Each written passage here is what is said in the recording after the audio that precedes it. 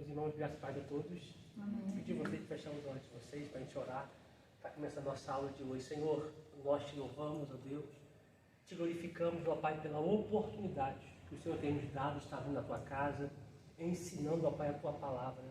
Abra para o nosso entendimento a luz da tua palavra, nos revele o teu Espírito por trás da letra, porque assim está escrito que a tua palavra é Espírito e vida, que a gente possa, Pai, estar com a nossa mente cativa, tudo aquilo que o Senhor quer transmitir aos nossos corações. Pai, essas aulas o Senhor tem orientado, o Senhor tem falado, o Senhor tem consolado, eu te louvo por isso, Senhor, porque a direção é toda do teu Espírito Santo. Eu não lhe convido, Pai, porque aqui o Senhor não é convidado, a casa é sua. Faça como lhe apraz, para que o teu nome venha a ser glorificado através das nossas vidas, ó Pai. Nos dê uma aula abençoada, reveladora e cheia da tua presença, em nome de Jesus. Amém. E graças a Deus.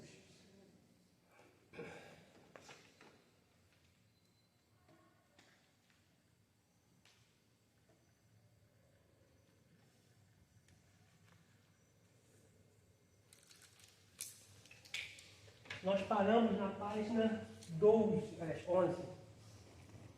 Nós falamos na aula passada sobre a ordem dos anjos, página 10, e as categorias dos anjos. Agora está para 11. Terminamos conhecendo a hierarquia dos anjos, né, que são as categorias.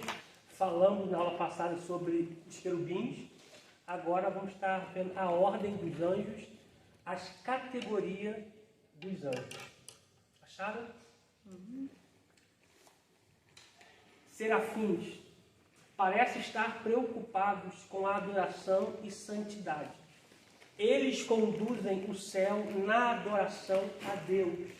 Abra, por favor, em Isaías, capítulo de número 6. Isso aqui é interessante, por quê? Porque a gente desmistificou na aula passada sobre aquela tese que muitos falam que o querubim ungido, Lúcifer, né?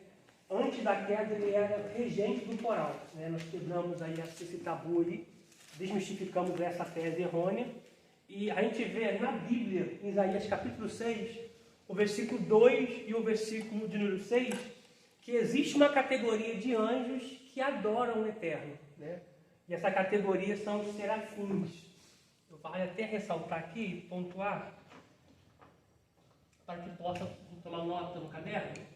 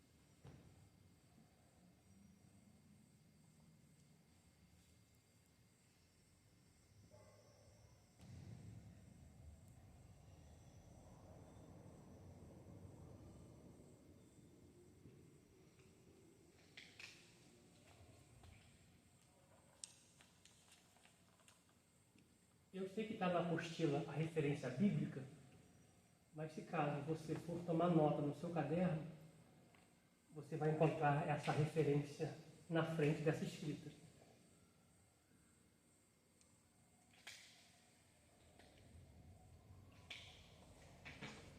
Isaías 6, versículo 2 e o versículo de número 6.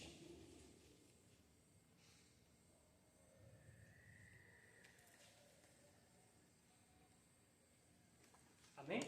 Amém.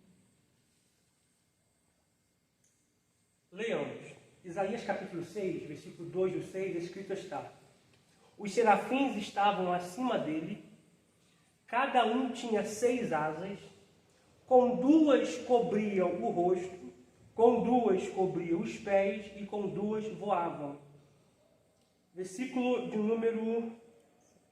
Deixa eu ler o 3 também, já que nós estamos falando desse anjo e frisando o quesito adoração. Deixa eu ler o 3 também, juntamente com vocês, que diz assim: e clamavam uns para os outros, dizendo: Santo, Santo, Santo é o Senhor dos exércitos, toda a terra está cheia da sua glória. Se você puder sublinhar todo esse versículo 3 aí, faça isso por gentileza, que nos mostra a parte que os serafins estão adorando o Todo-Poderoso.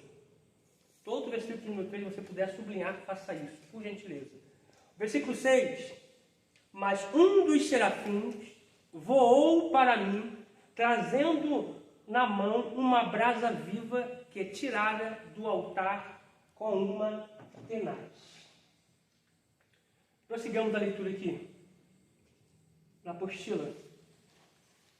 A terceira categoria que aparece aqui são os arcanjos. E falando de arcanjo é uma parte muito delicada, por quê? Porque existe uma religião que tem defendido que o arcanjo Miguel é o próprio Jesus Cristo. Só que não é. Tá? Miguel é uma coisa, Jesus é o Filho do Todo-Poderoso e também o Todo-Poderoso. Tá? Miguel foi criado, Jesus não. Jesus é o Pai da eternidade juntamente com o Pai. Essa expressão, acerca dos arcanjos, essa expressão ocorre 2 vezes nas Escrituras. Ela aparece em 1 Tessalonicenses, capítulo 4, versículo 16. 1 Tessalonicenses, capítulo 4, versículo de número 16.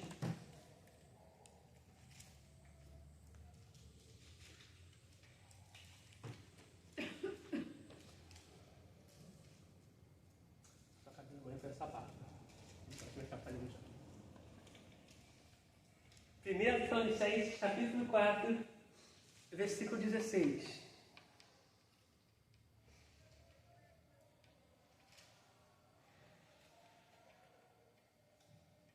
Localizaram? Escrito está: porque o mesmo Senhor descerá do céu com alarido. Sublinha na sua Bíblia a palavra alarido. Com grande brado. A sua capilaridade? Alarido. Alguém sabe o que é alarido? Som alto. É porque grande brado Oi? É mais ou menos isso aí. É um brado, é um som muito alto que o mundo vai ouvir, só não vai discernir. É alarido. Tá? Ou seja, o mundo vai ouvir. Só nós estamos aguardando a descida de Cristo para vir buscar a sua igreja, que vamos saber que é o arrebatamento. Tá? Então, o que é alarido? É um som que o mundo desconhece,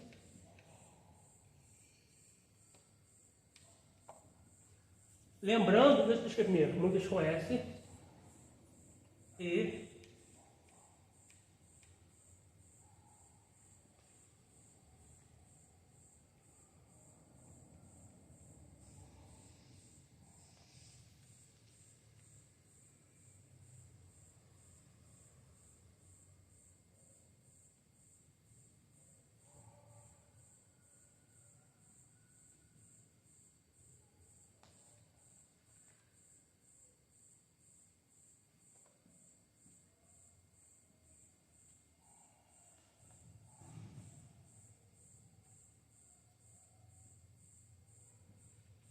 lembrando que essa expressão aqui é no grego, tá? Se você for procurar no dicionário Aurélio, dicionário informal, alarido é um grande barulho muito alto, porém o mundo não conhece esse barulho.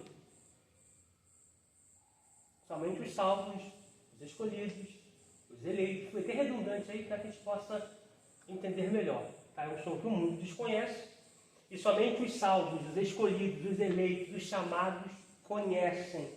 Mas nesse caso aí não é nem que a gente conhece, a gente vai saber discernir o que é, não? Sim, por quê? Porque esse som a gente nunca ouviu. Sim, porque para o mundo é algo catastrófico que vai estar acontecendo. Só que para nós, que sabemos que a trombeta vai tocar, e no final da última trombeta nós subiremos ao encontro do Jesus Cristo nos ares, a gente vai saber que esse barulho é o encontro da noiva com o noivo nas nuvens. Só que o mundo não. O mundo vai ficar perplexo, vai achar que é uma catástrofe, desesperado. Né? Inclusive, eu vi um depoimento de um rapaz que foi para o retiro, ele tinha a vida toda torta, ele foi para um retiro, e nesse retiro eles simularam arrebatamento. Ou seja, eles estavam num alojamento só de jovens, e tudo trancado, só o líder deles poderia abrir a porta de manhã para eles poderem sair e tal, e o alojamento tinha suíte e tudo com banheiro, enfim. Simularam uma trombeta, um monte de barulho, e eles queriam sair do quarto onde estavam alojados, sendo que alguns deles já haviam saído e largado roupa espalhada. Ou seja, as pessoas começaram a gritar no quarto, Jesus voltou, Jesus voltou. Aí quando alguém abriu a porta, eles foram procurar os pais, as mães, também não estavam. Então eles ficaram desesperados e começaram a confessar um para os outros os pecados. Rapaz, eu vacilei porque eu estava de mal com fulano. Eu vacilei porque eu estava na igreja, tocando na igreja, fazendo coisa errada. Então isso para eles foi... Confessou tudo sem querer. Sim, e foi bom, porque a Bíblia diz que aquele que confessa e deixa alcança misericórdia. Tá? Então, por um lado, foi bom, né, que eles viram que foi algo de repente. Alguém já recebeu visita em casa? Quando a casa está bagunçada?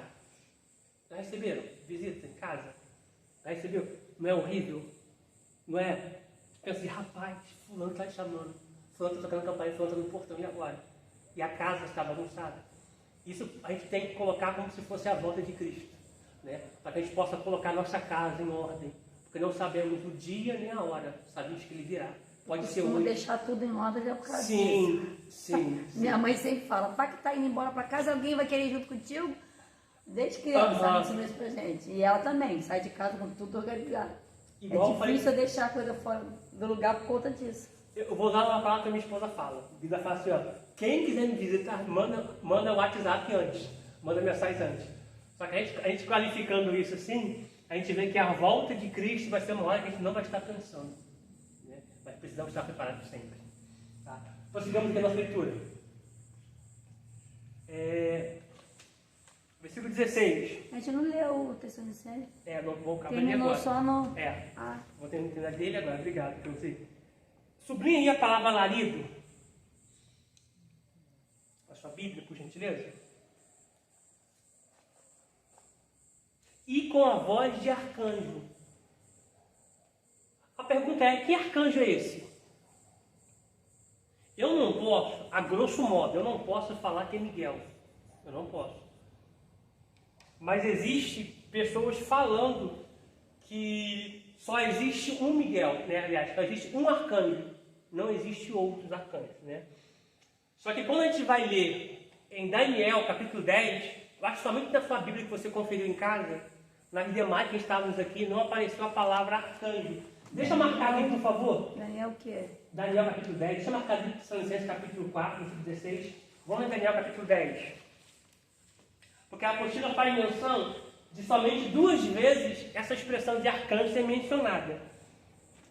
Só que Daniel capítulo 10 não é todas as Bíblias que vão trazer essa informação sobre o arcanjo Miguel. Deixa eu pegar aqui, Daniel capítulo 10. O meu Daniel 9, 21. Ainda na oração, o homem Gabriel, que eu tinha visto na minha visão, ao princípio veio voando. É o 10, então? É o 10. 10 a partir do versículo de número 13. Então, Miguel. Não vou falar Miguel. Não está com arcanjo, não? Nessa aqui, não. Nessa aí, não? Na sua tá, Rose? Capítulo 10, versículo de número 13. Do capítulo 10 de Daniel. Daniel 10, 13. Eis que Miguel. Miguel, a sua. A sua vida. Sim. Lê um dos primeiros. 2 príncipes. um dos primeiros príncipes. A gente sabe que Miguel é um arcanjo, como está lá em Judas 9. Tá? Se ele é um dos primeiros príncipes, é porque existe outros igual Miguel. Tá? Senão diria que ele é o único dos príncipes. Tá? Como diz, ele é um dos primeiros príncipes, essa afirmativa está no plural, então a gente entende que existe outro Miguel. Tá? E é impossível que Miguel seja Jesus Cristo. Tá? Porque lá em Judas 9, em Judas, nessa epístola de Judas, quando Satanás vai disputar pelo corpo de Moisés, Miguel, se fosse Jesus, não mandaria que o Senhor lhe repreendesse. Ele sendo co-poderoso juntamente com o Pai, ele mesmo repreenderia, como ele fez no seu ministério terreno, repreendendo todos os demônios. Mas quando Satanás está brigando pelo corpo de Moisés, Miguel, arcanjo, aparece e diz que o Senhor te repreenda. Tá? Nesse do Judas está o arcanjo Miguel. Prossegue a leitura. Mas o arcanjo Miguel, quando contendia com o diabo e disputava a respeito do corpo de Moisés, não ousou pronunciar contra ele juízo de maldição, mas disse: o Senhor te repreenda. O Senhor te repreenda. Você vê que ele está numa disputa pelo corpo de Moisés, para ver se vai levar o corpo de Moisés consigo ou se Satanás vai ter êxito e levar. Gente, Jesus Cristo vai perder tempo lutando com o diabo, gente? Se o diabo ele já venceu, ele vai perder tempo lutando com o diabo. Tá? Ele não ia falar: o Senhor te repreenda. Ele Sim, ia falar: eu te repreendo. Eu te repreendo. Perfeito. Entendeu? Detalhe, gente, o diabo perto de Jesus não é nada. A Bíblia diz em 2 Tessalonicenses, capítulo 2, versículo 9, quando o anticristo recebeu o espírito da besta, recebeu o espírito maligno, quando entrar nele, diz a Bíblia que Jesus, com um assopro de sua boca, vai te fazer toda a obra de Satanás. Com um assopro. Tu acha que Jesus Cristo vai disputar, lutar pelo corpo de Moisés? Não. Então, essa tese aqui foi desmistificada. Eu não vou falar o nome por cautela, né? Não vou falar o nome da religião que diz que Miguel é o próprio Cristo, mas por cautela não vou falar não, tá? Voltamos lá para Tessalonicenses, capítulo 4, versículo 16. Vai terminar o versículo ali da nossa leitura. Lembra? Porque o mesmo Senhor descerá do céu com alarido e com voz de arcanjo. Sublinha aí, por favor, arcanjo aí, também na sua Bíblia. E com a trombeta de Deus, que é o shofar. E os que morreram em Cristo ressuscitarão primeiro. Tá? Lembrando que eles não vão encontrar Cristo nos ares primeiro do que a gente. Eles vão ressuscitar para que a gente possa encontrar com Cristo nos ares. Esse encontro é chamado de reunião com Cristo nos ares. Vamos lá agora para Judas 9. Você que já leu, mas vamos lá para a gente poder só marcar algumas coisas ali também e tomar a leitura novamente da apostila. É a penúltima epístola antes do livro da revelação, antes do livro do descortinado, tirar o véu, Apocalipse.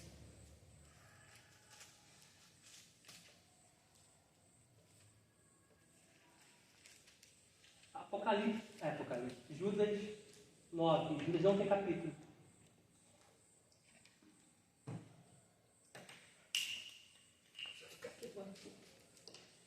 Localizaram?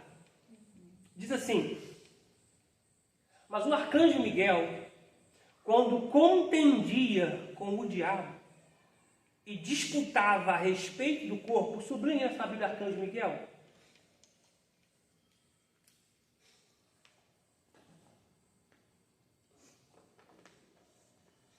Deixa eu dar só uma nota aqui.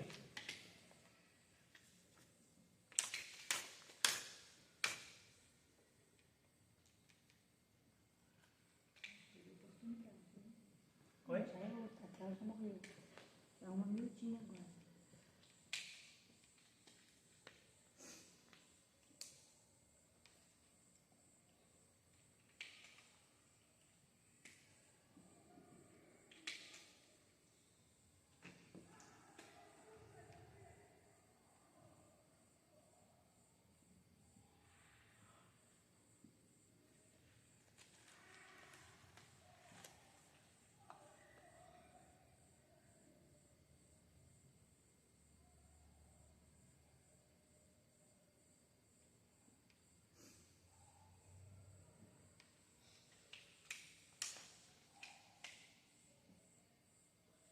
Sabe como é que é um K? É A-R-K, é isso? É. Essa perninha aqui ficou meio defeituosa.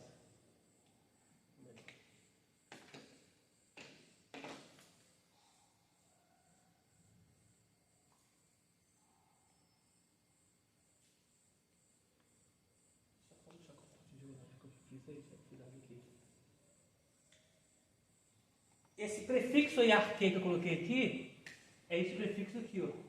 Tá? Por que eu escrevi isso aqui?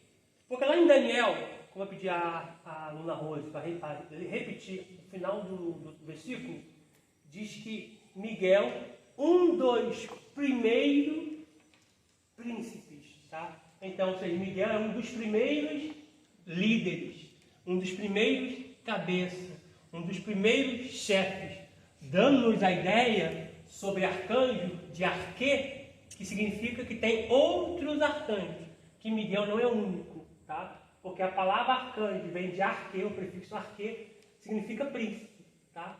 Que é líder, cabeça e chefe, ou seja, uma hierarquia. E dentro dessa hierarquia existem anjos que predominam.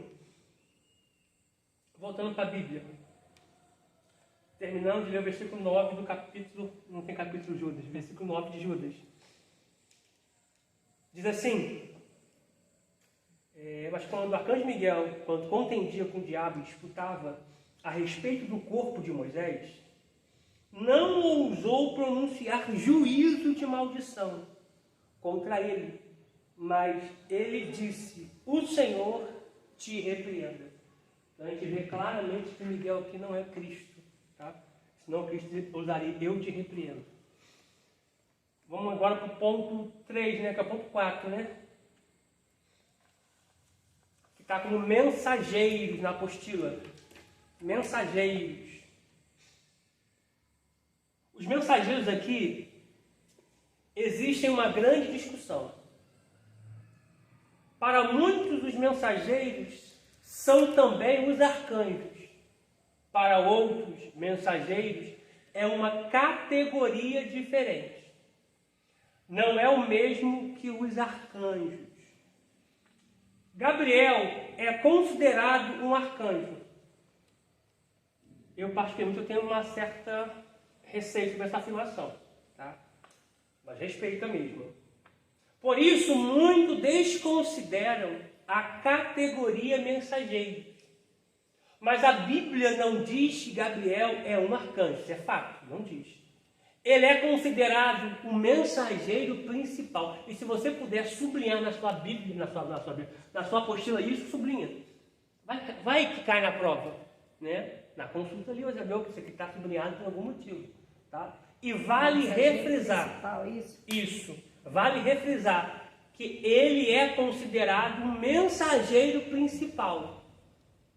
Antes de lermos aqui, os versículos aqui em voga, em pauta, deixa eu apontar algo aqui.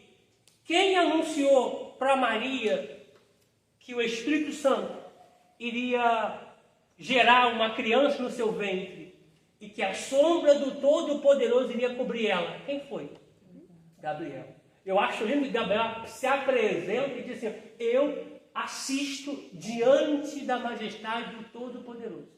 Tá? Ou seja, dá a entender que ele é o mensageiro principal. O versículo que a Cleusi leu, antes do capítulo 10 de Daniel, que é o capítulo 9, versículo 21, vai aparecer Miguel também trazendo uma resposta muito confidencial e muito poderosa para Daniel. No cenário bíblico, a gente vê Gabriel aparecendo em vários cenários importantíssimos. Tá? A gente sabe que outras pessoas receberam visita de anjos, biblicamente falando, só que nenhum deles deu o nome de Gabriel. Tá? Maria, sim, recebeu a visita, recebeu a mensagem de Gabriel. Daniel também é a mesma coisa. Tá? Então vamos ler Daniel capítulo 8, versículo 16. Daniel capítulo 8, versículo 16. Só um adendo. Não fechamos o portão de dentro, não. Precisa fechar? Eu deixei o cantinho aberto. Não, só abrir só. Eu não fechei não. Fechar para gente, homem, gente. Sem coragem, isso assim? Exercíciozinho. Lá de baixo é melhor pegar. Ela ligou lá na tomada de baixo mesmo. Estava desligado? Estava desligado. Dá para aumento, né, Flor?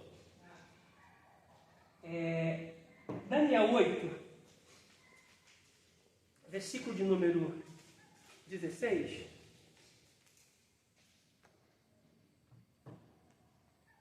Daniel 8, 16.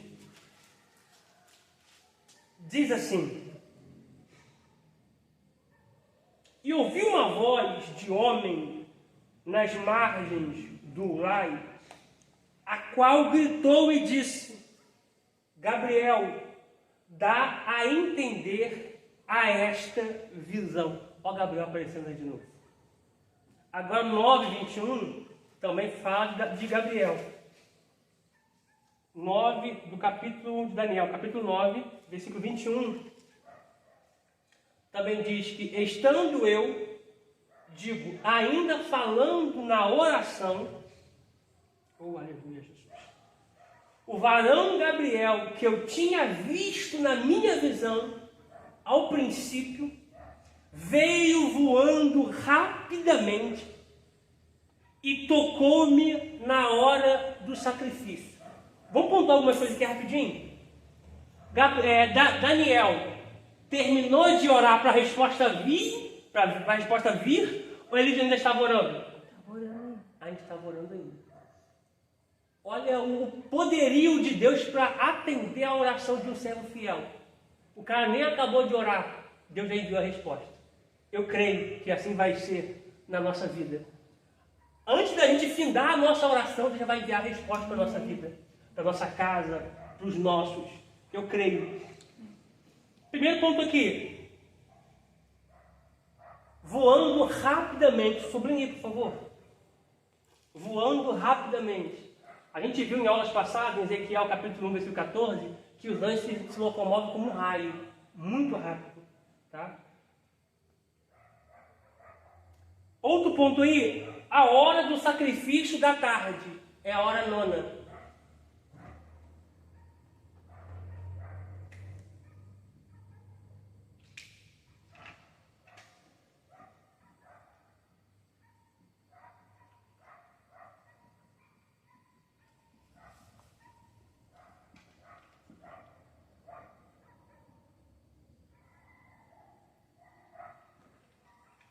Alguém sabe?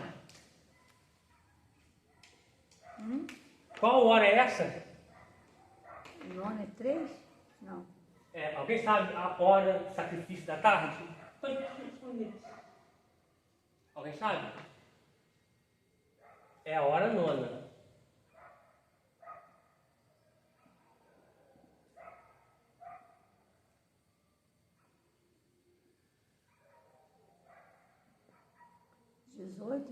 Não. 15 mesmo? É às 3 da tarde. Ah, então falei certo.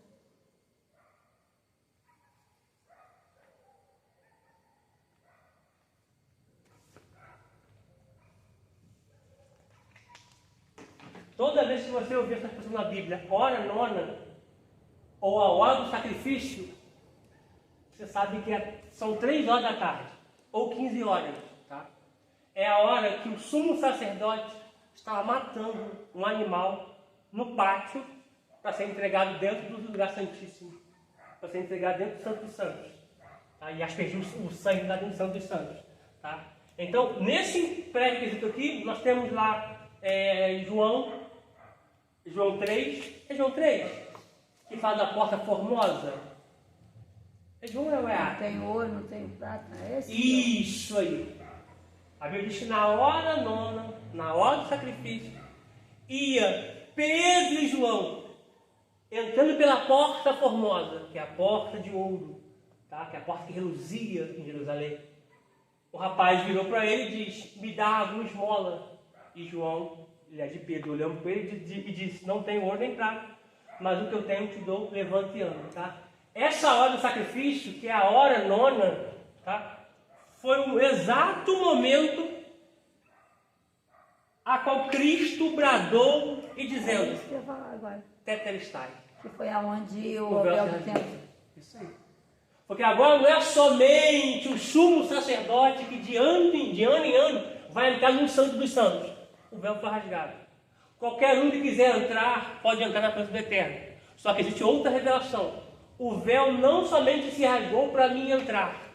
O véu também se rasgou para que o Espírito Todo-Poderoso pudesse sair da eternidade e vir habitar dentro da gente. Oh, glória. Isso vale um glória, tá, gente? Tá? Então eu tenho acesso para entrar, só que detalhe, eu também tenho aquele que saiu da eternidade e está dentro de mim.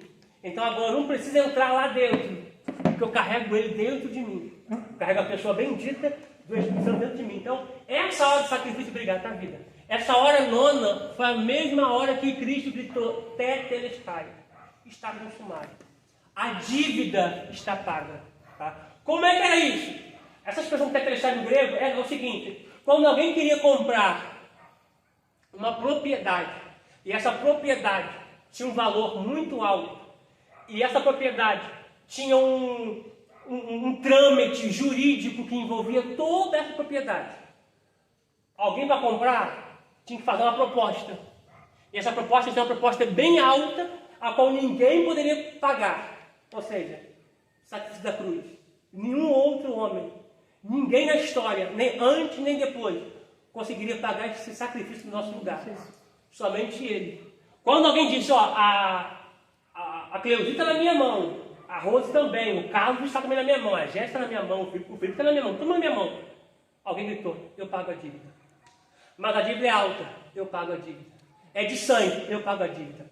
Tetelestai, está pago, está consumado. A dívida que era nossa foi paga por Cristo. Agora sim, estamos bem com o Pai, por meio de Cristo Jesus, que é o caminho, que é a verdade e que é a vida. Ou seja, se nós estamos no caminho para encontrar a verdade, para receber a vida eterna, por causa de Jesus Cristo, nosso Senhor e Salvador. Bendito seja para todos sempre. Oh, glória. Voltamos aqui, deixa eu tomar uma aguinha aqui, que eu vou dar uma respirada. Poxa, de novo, gente. Oh, glória. Chama atenção lá na carta de Daniel que Gabriel ele desce para trazer uma mensagem. Uau. Mas também Miguel também desce. Sim. Será que teve algum empecilho no retorno de Gabriel? A sua pergunta é boa. E vale a pena a gente falar. Vamos lá em Daniel 10. Vamos em Daniel 10. Deixa eu dar uma nota aqui. Isso é importante. Refrisando aqui dentro da apostila e pegando a máxima que Felipe trouxe ali. Gente, se Gabriel fosse arcanjo, que é uma categoria de príncipe, de líder, de cabeça, de chefe, ele lutaria. Ele guerrearia no mundo espiritual, no mesorânio. Só que ele não guerreou. Os príncipes das trevas, os demônios, travaram ele ali ele ficou. E se Miguel não vem, ele ficaria ali até hoje. Tá? E a diferença que eu quero trazer aqui é, por que se ele fosse arcanjo não lutou, e Miguel veio, lutou e fez com que ele descesse? Só que aí junta a pergunta que Felipe falou, dando uma máxima que ele trouxe. Será que ele foi travado para subir? Eu já vou falar antes de nós lermos. Não. Para retornar ele não é travado. Porque a luta das trevas é impedir que algo venha de Deus para a nossa vida. Ele já entregou. Então agora ele vai voltar. Eu quero liberar isso aqui é profético. Todo impedimento que o diabo estava trazendo para segurar aquilo que é nosso, vai cair por terra em nome de Jesus. Eu creio que se for preciso, Deus envia vários príncipes, vários arcanjos, vários líderes para poder destravar aquilo que é nosso. Nós vamos viver aquilo que o Senhor determinou para nossas vidas. Em nome de Jesus. Tá? Vamos lá, Daniel 10. Esse pensamento do Felipe foi muito bom. Daniel 10. Versículo 11. A seguir.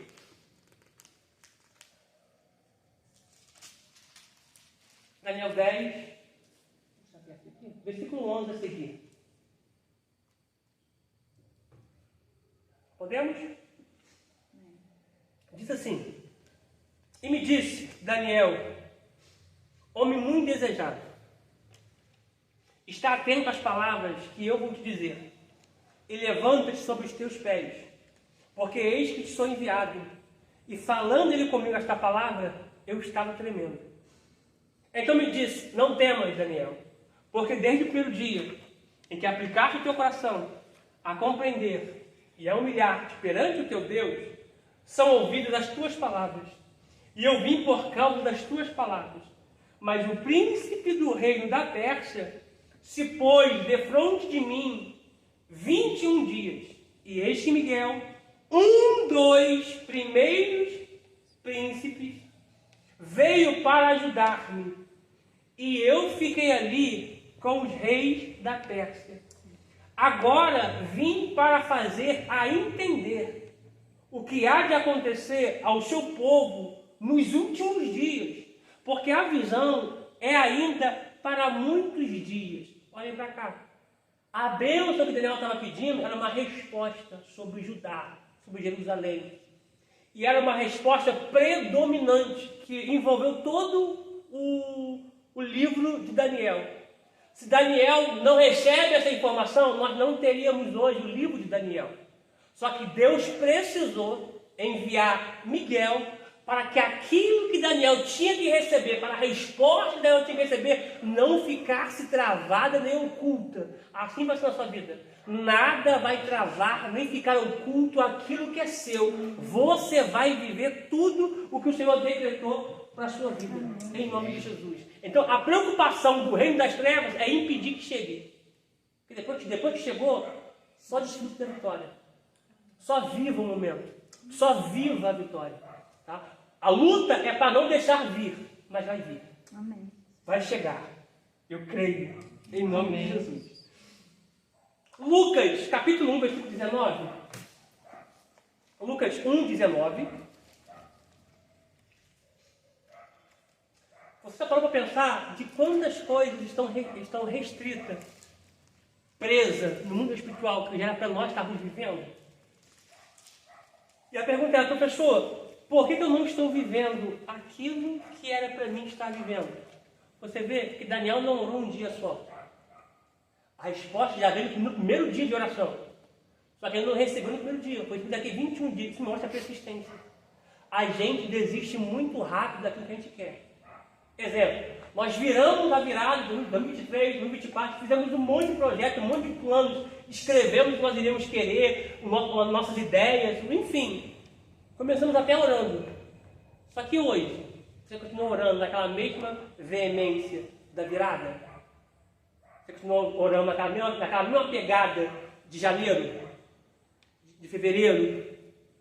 A gente é tendencioso a relaxar. E é isso que o diabo quer. Quebrar a nossa insistência. Porque a insistência quebra a resistência. Tá? Então, Daniel aqui, por meio do Eterno, está nos ensinando o quê? Insista naquilo que você quer.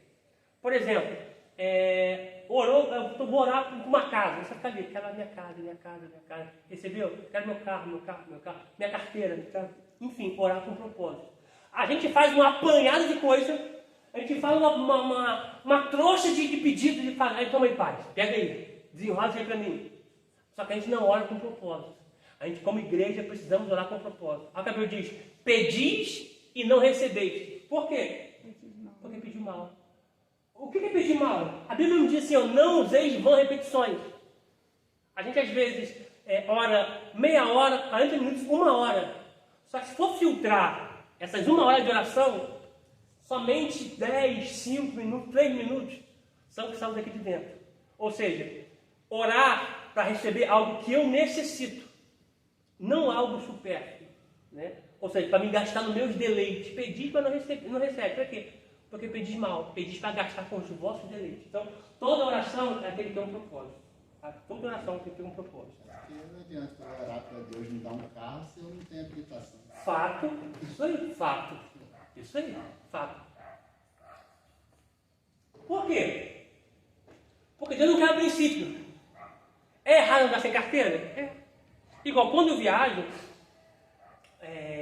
para estar com meu pastor me oferece o carro dele direto. Às vezes eu vou com ela, eu vou de Uber, eu vou de lotada, ou eu vou de van, mas não pego o carro dele. Porque eu sei que é errado.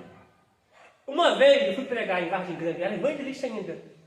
peguei o carro do meu irmão, saí do Jardim Moldon, peguei a Tenente Meirelles, quando eu chegando antes do Bom Retiro, Blitz. Aí eu fui lá, vi no painel, fui. Pra cá, eu vim pra cá assim, encostei ali, carteira e habilitação, documento do carro e habilitação. Documento? Cadê a habilitação? Não tenho. Poxa, pastor, na época era evangelista, ele não pregar. Poxa, pastor, o senhor que prega a palavra, o senhor que prega a verdade, não, dando errado. E a gente aqui dali também foi o diabo. Mas detalhe, não se assuste que eu vou dizer. Ele me ganhou ali. Sabia? Por quê? Eu falei, nunca mais. Às vezes, né, a gente vai sair, minha irmã, toma, leva o carro. Não. Sabe? Não passou, toma o carro não, porque eu sei que é errado. Entendeu? Então, antes de Deus te der algo, Ele vai te dar algo que esteja certo. Porque Deus te dá um carro, se você não tem carteira. E detalhe, vai parar o carro onde? Depois que Deus te der. A gente sabe que um carro é uma segunda família. Tá? Então, Deus não quer o princípio. Deus não quer o princípio, tá? E tem uma galera... Eu vou ficar aqui. Tem uma galera andando errado aí, tá? Então, pra mim, aquele dia foi um tapa na cara. Foi um murro. Mas pra mim valeu de muito. Essa semana eu falei pro irmãozinho assim, ó, tu tá deixando de receber a tua bênção, já tá com a tua carteira? Não. Andando de carro pra cima e pra baixo. Gente, eu tenho muitas promessas, muitas. E o que vai me receber a promessa? Eu parar, ter tempo para parar e tirar minha carteira. Gente, aonde eu vou? Ó, assim. Só que ela fala assim, ouvido, preciso parar de tirar sua carteira. Fala, ano que vem eu tiro, esse ano eu vou tirar. Igual, estou protelando isso há vários anos. Então, existe coisas que já está pronto. Oh, Jesus. Existe coisa que já está liberado. A pergunta é, você está pronto? Eu estou pronto. Deus não compactua com coisa errada? Não. E não quer a princípio. Se é errado, Ele não vai te dar enquanto você não esteja... Porque o que Deus não quer, vou falar assim, dessa margem assim, a grosso modo, o que Deus não quer é que o nome dele, tá falando que é grosso modo, o nome dele seja envergonhado por nossas condutas. Olha lá, tá vendo? Isso aí. Pastor. Só que aí, resumindo... Da igreja tal. Isso aí. Aí o rapaz falou comigo assim, o que parou. Me parou. O que a gente pode fazer para resolver isso? Ainda queria... Mais uma chance. Eu falei, simples. Vamos resolver isso aqui agora. Saí do carro. Ele pensando... Que tu ia dar algum dinheiro? Eu liguei para minha irmã, que é a digitada da Fly, pegou o carro e levou o carro embora. Detalhe, eu não fui pregar. Não fui, não dava tempo, porque lá em Vargem Grande eu ia pregar, não fui pregar. Só que ele me deu uma oportunidade de me sujar mais ainda. Sabe? Se eu dou valor para ele, que seria 50 reais que fosse. Se eu desse valor para ele, né? Na época, 50 reais era muito dinheiro. Podia ser 20 reais, nem sei se o 20 reais já existia ainda. Se não me engano, é só 10, aquela nota de 10 e 50, depois que veio 100. Aquela nota meia de 10 meia, igual um plásticozinho. Lembra aquela nota? Tô velho mesmo, né? Que notinha. Tá? Então, o que acontece? Se eu faço isso, ia ser pior. Entendeu? Então, para mim, foi uma lição que eu carrego até hoje. Aquele que se suja mais ainda. Isso, literalmente. E ela fala assim, amor, pega o carro do pastor. Às vezes meu pastor está embarcado, né? Porque ele embarcava na Petrobras, que dizem terra que dizia no mar. A minha pastora, que eu fizer como uma mãe minha, fala, não, meu filho, pega o carro e vai. Eu falo, não, eu não vou. E ela fala, poxa, não podia pegar o carro. Não vou, vamos lá. Não, a gente vai por aqui por baixo, não. Quem conhece na mar sabe que existe a principal, a principal, e existe a ruazinha de baixo. Eu falo, não, prefiro a gente lotada, de ônibus, de van, de Uber, mais. É muito ruim ficar andando igual bandido, né? Sim. Aí fica tem grupo que diz onde está a Isso polícia. aí. Tá andando igual bandido, fugindo do bloco. Fulana, a polícia tá não sei aonde, cercando de moto, não sei o que. Deus me livre. Tem lei seca. Aqui não é assim. Lá embaixo existe lotada. Você aluga um carro por 60 reais. De lotado você está fazendo 200 e poucos reais a 300 por dia, que é 5 reais. Você aluga um carro comercial, né, que leva 4 pessoas. Cada viagem que você vai andar mais 20 reais. 20 reais. E dá muita gente. Eu já tive a oportunidade de trabalhar muito com lotada. É certo? Não. Lotada é irregular. Se é irregular, eu não posso trabalhar. Gente, eu conheço muitos pastores da região dos lagos que trabalham de lotada. E é algo ilegal. Aí fica naquele grupinho de coisa, a barca está dando isso, que é DPRV, que é o pessoal que para lá na região dos lagos, as lotadas, que estão ilegais. Então, ou seja, a pior coisa que tem é você ser livre por meio de Cristo, se o Filho vos libertar, verdadeiramente seres livres, e você andar coagido, se escondendo. Não é livre Cristo para nós, não. Nós somos livres, tá? Versículo 19. De Lucas 1. Acharam? Diz assim: e respondendo o anjo disse: eu sou Gabriel, que assisto diante de Deus. Gente, ele tem, será que eu posso dizer isso sem ferir o original? Sem ferir o texto? Ele tem uma posição muito diferenciada. Na minha visão, o trono do Eterno, e ele aqui assim, ó, o Eterno, assistindo diante de Deus e sendo enviado para trazer mensagens de extrema importância na divisão da história de toda a humanidade. Que assisto diante de Deus e fui enviado a falar. Ou seja, ele não é qualquer um, gente. Ele não é qualquer um. Tá? Só que vale ressaltar que também não luta. Né? Porque eu até entendo um pastor que ele faz um trabalho de libertação. Será que eu posso dizer que trabalho de libertação? Será que eu posso dizer? Porque não existe ministério de libertação. No nome de Jesus Cristo, todo mundo pode expulsar demônios. Detalhe, precisa estar o quê? Na brecha e sendo reconhecido no mundo espiritual. Tá? Ele fala: Gabriel, mete a espada nele. Você já viu? Você nunca viu, não? Já viu? Eu tenho até DVD lá em casa, desse pastor. Só que não é Gabriel que vai meter a espada, é outro anjo que vai meter a espada. Porque Gabriel não luta.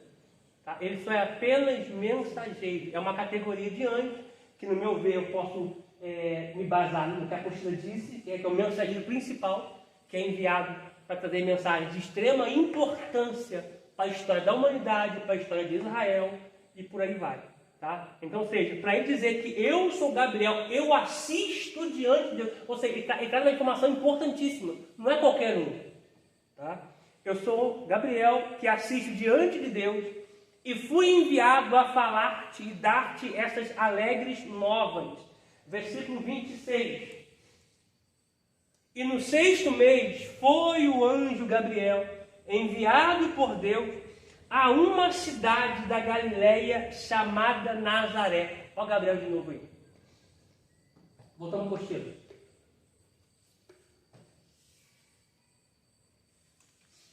É claro que não desfazendo de outros anjos, de hipótese alguma. Não pode desfazer nunca do anjo que me guarda. Né? Mas Gabriel, ele é diferenciado. Tá? Porque a gente vê na Bíblia vários encontros de anjos com pessoas. Só que sem falar nome, né? Gabriel aparece dizendo seu nome e a sua função diante da eternidade. Apostila. Logo após aí, Lucas capítulo 1, versículo 19 e versículo 26, fecha parênteses e temos um ponto final aí.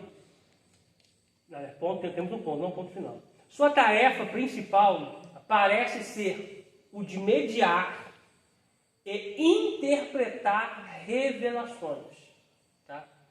O Wilson Andrew Vade, que fala sobre Doutrinas 1, páginas 17 a 19, ele fala sobre interpretar as revelações divinas por meio de Gabriel.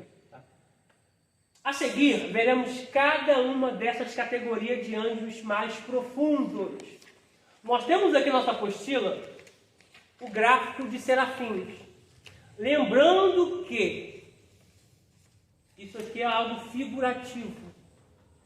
É uma ilustração. Tá? Que alguém, para mim, teve uma mente brilhante de estar desenhando e confeccionando essa imagem aqui. Só que a gente sabe que fielmente não é assim. Tá? O rapaz que fez um bom trabalho aqui, mas a gente sabe fielmente que não é assim. Quando João vai descrever a eternidade, ele vai trazer na Suma e vi um animal semelhante ao leão. Ele nunca fala que é um leão. parece um leão, semelhante ao leão. Ou seja, ele está trazendo um grau comparativo para que nós, ao lermos aqui da terra, vamos ter o discernimento e entender o que ele quer falar. Por quê? A gente sabe o que é um leão, né? Então, quando ele traz essa informação, ó, vi um animal semelhante ao leão, um semelhante à águia, um semelhante ao bezerro, um semelhante ao homem. Ou seja, semelhante ao homem. Só que na íntegra, a gente sabe que não é assim. Vai ter coisas que a gente vai chegar lá, vamos ver, que a nossa mente humana não foi capaz de absorver, nem de idealizar, de tanta grandeza que será. Página 13. Vou tomar uma aguinha. Cabelo elétrico. Os anjos serafins. Só fazer mais uma nota aqui rapidinho.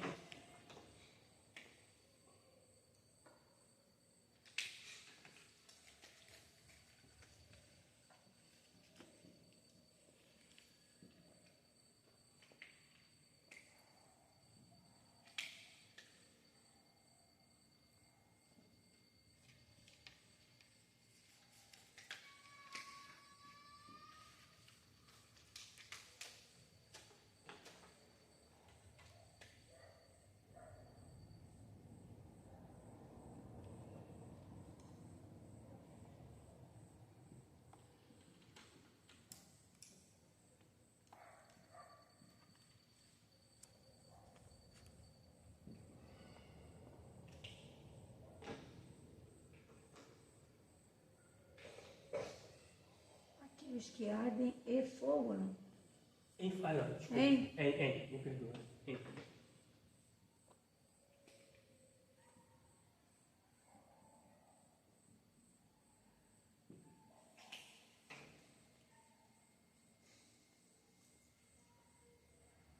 Esse prefixo aí, seraf, é daqui, ó.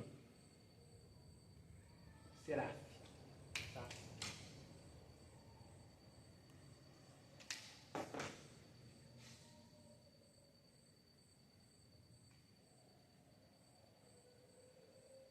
Isso aqui é importante.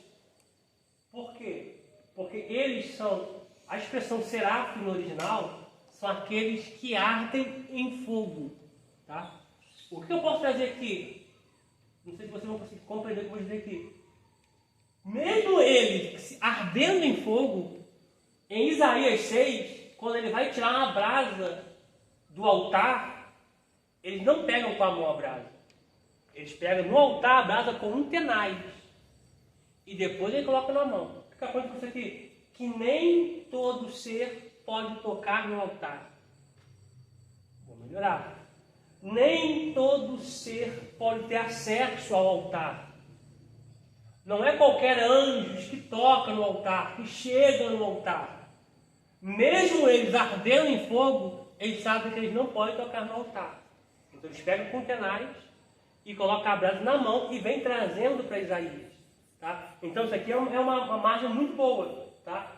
Eu não posso tocar naquilo que Deus não me autorizou a tocar. Pessoas estão metendo os pés pelas mãos porque estão tocando onde não é para tocar. Essa guerra que está lá, na Palestina, isso foi porque Abraão tocou naquilo que não era para tocar. O nome desse problema que está lá se chama Sara. Sara não quis esperar o tempo, quis tentar dar uma ajudinha para Deus. Ela pega uma moça que é serva dela, que veio do Egito, traz para a sua vida e fala com Abraão, deita-se com ela. Faz a semente com ela, faz a geração com ela. Gente, o que Deus determinou para você viver, Agar não vai viver no seu lugar. Eu gostei de Rose, eu gostei desse livro, eu vou repetir de novo. O que Deus determinou para a minha vida, não é Agar que vai gerar.